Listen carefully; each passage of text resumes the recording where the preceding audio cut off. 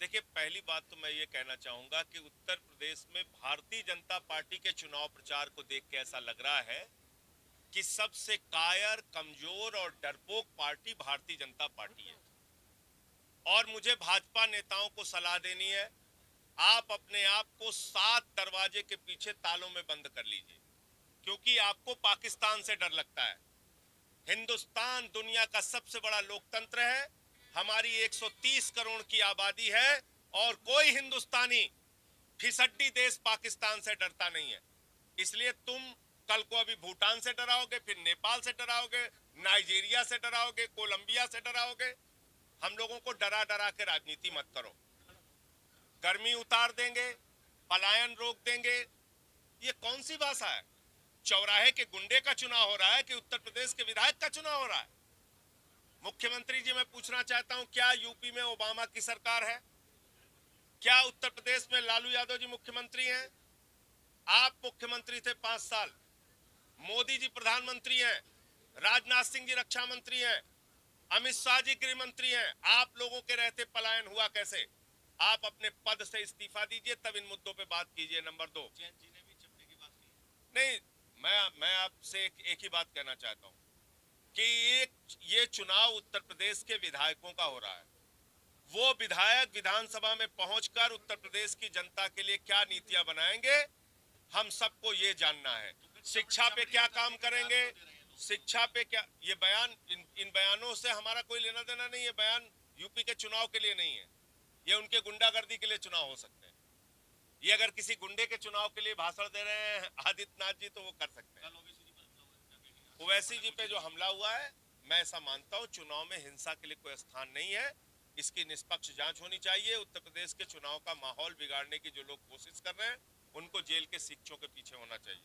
चुनाव में हिंसा का, लड़ाई का, झगड़े का कोई स्थान नहीं है। आज भारतीय जनता पार्टी मुद्दा विहीन है। अगर आदित्यनाथ जी में जरा सा भी दम है तो वो एक बार ये बयान दिखा के, कह के दिखाएं कि 5 साल में उन्होंने काम किया हो तो वोट दें। वो तो डरा डरा के वोट दे रहे हैं। यूपी के अंदर पूरे चुनाव को पाकिस्तान के नेता के नाम पे लड़ रहे हैं। सबसे बड़ी जिन्नावादी पार्टी तो बीजेपी है। अडवाणी गए थे जिन्ना के कब्र पे। अब आप जिन्ना जिन्ना जिन्ना जिन्ना कर रहे हो। पश्चिम उत्तर प्रदेश में आइए और यहाँ गन्ना गन्ना करके दिखाइए। आपका हाथ पकड़ के किसान उन खेतों में ले जाएगा जहां खड़े खेत में गन्ना उसने जलाया। इसलिए मुद्दों की बात करो। शिक्षा पे, स्वास्थ्य पे, बिजली पे, पानी पे आम आदमी पार्टी चुनाव लड़ रही है। हमने अच्छे उम्मीदवार भी लोगों के सामने रखे हैं। अब उत्तर प्रदेश की जनता की जिम्मेदारी है कि आप हमें समर्थन दीजिए और हमारे प्रत्याशियों को जिताइए। ये सारी बातें तो जांच में निकल कर आएंगी, लेकिन मैं ऐसा मानता हूं कि ये उत्तर प्रदेश के चुनाव के माहौल को बिगाड़ने की एक कोशिश है जो नहीं होना चाहिए। देखिए, उसके विश्लेषण में जाएंगे तो फिर वही बात आ जाएगी। मैं सिर्फ ये कह रहा हूं कि किसी भी नेता के ऊपर ऐसा हमला नहीं होना चाहिए और इसकी गहनता से जांच करा के यूपी के चुनाव में कोई बवाल ना हो।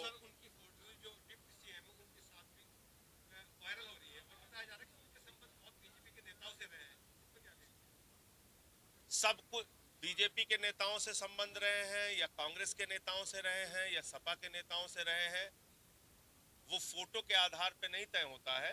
वो एक पूरी जांच के आधार पर चीजें तय हो पाएंगी कि कहां किससे क्या रिश्ता है। ये हमला कराने के पीछे किसी पार्टी या दल का हाथ था या नहीं था।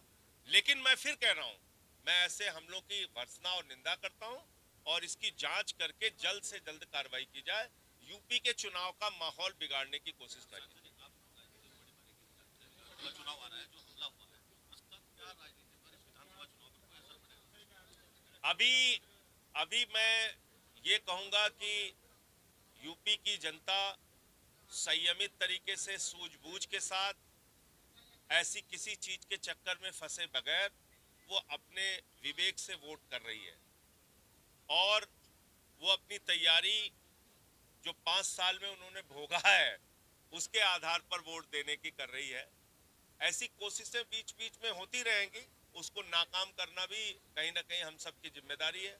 हम सारे लोग इस बात को समझ रहे हैं कि चुनाव में माहौल बिगाड़ कर क्या किया जाता है, कैसे फायदा लिया जाता है, और जनता भी इस बात को समझ रही है। मैंने तो अभी खुल के आपके सामने कहा, आम आदमी पार्टी का कोई वोट बैंक नहीं है और वोट बैंक बनाने वालों ने जनता के बैंक खाली किए हैं।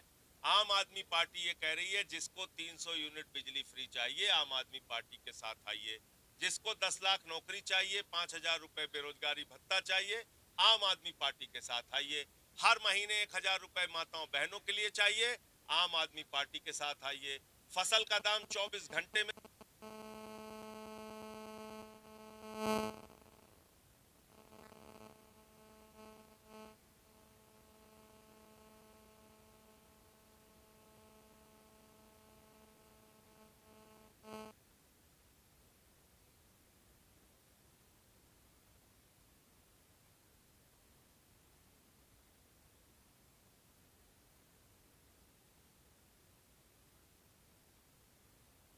नया फंडा तो नहीं है, ये नया स्टंट। देखिए, मैं तो सिर्फ ये कह रहा हूं कि उत्तर प्रदेश की पुलिस और चुनाव आयोग इसमें सक्रियता के साथ इसकी सघनता से जांच कराए और जो भी लोग इसमें दोषी हैं उनको जेल के सीखचों के पीछे डाला जाए।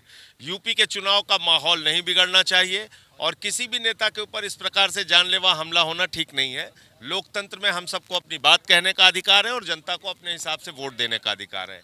और मुझे लगता है कि आज अगर चुनाव आयोग ने इसका संज्ञान नहीं लिया तो हो सकता है कि इसका कुछ लोग फायदा उठाने की कोशिश करें। पंजाब से मोदी जी बचकर आ गए थे और हापुड़ से ओवैसी बच गए, तो क्या कहेंगे?